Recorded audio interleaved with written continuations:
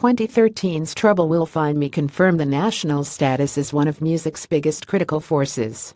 The National have never shied away from politics, and in the intervening years have seen their country elect a television personality to its highest office, thus ending the halcyon days of Barack Obama. As avowed Democrats and Clinton supporters, the election forced the Cincinnati band into the woods and into a period of withdrawal and introspection. The new record, Sleep Well Beast, is a beautiful, intimate document of this period and has given the National their first UK #1 album. As the National embark on a 4-night sold-out residency at Hammersmith's Eventim Apollo, they do so as a band that are both innovative and self-assured.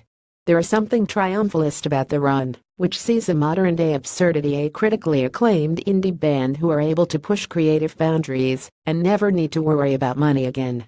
They would surely have no problem selling out a bigger venue over fewer nights, but they seem to be sensitive to the intimacy that best suits their music.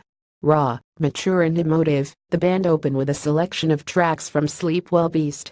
The reflective Nobody Else Will Be There is more dynamic and vitriolic live as frontman Matt Berninger plays the role of a drunken Vegas crooner, wailing and wheezing his lyrics which imagine a hypothetical marital crisis. Much of the album is in fact written with Karen Besser, Berninger's wife.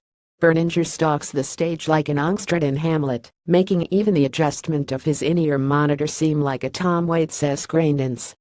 Acclaim and fortune don't seem to be able to dispel the anguish and anxiety which lies at the heart of the National's music, and Berninger embodies it fully in his performance. Anchored by the Dazner twins, the charismatic frontman seems determined to drift from the rest of the band, both musically and physically, by wandering into the audience, or, in this case, out of a fire exit. Drummer Bryce DeVendift, one of the most underrated drummers in modern music, who is able to keep the whole band on track through Berninger's occasional musical wobble, whilst still amending his intricate drum parts to keep himself entertained.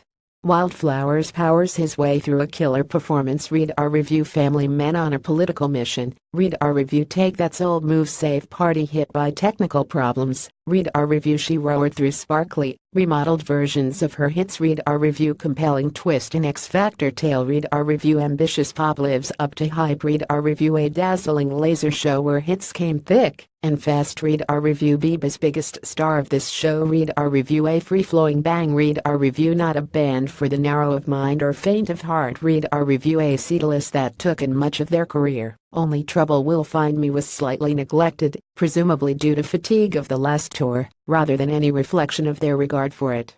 Berninger squawked and howled through fanfavorite squalor Victoria in such a way as to seem inexplicable that he can perform with such commitment every night. New single Day I Die and Fake Empire from 2007's Boxer brought the main set to a high-octane conclusion. The band had some sound issues during the encore, which saw an entire song Empire Lines abandoned, replaced by a bit of a tantrum, before going into a spirited version of Le Vestibule Mr. November, the unofficial anthem of Obama's first presidential campaign, which now will surely become the anthem of a new generation who didn't realize they would need it to oppose a President Trump. The National's success has straddled the economic crash and taken place over a decade of unprecedented change, yet their upward curve has never diminished their ability to represent the desolate and the defeated. They have returned with a wonderful new album, and in powerful form. They are still pushing boundaries, and we need the National more than ever.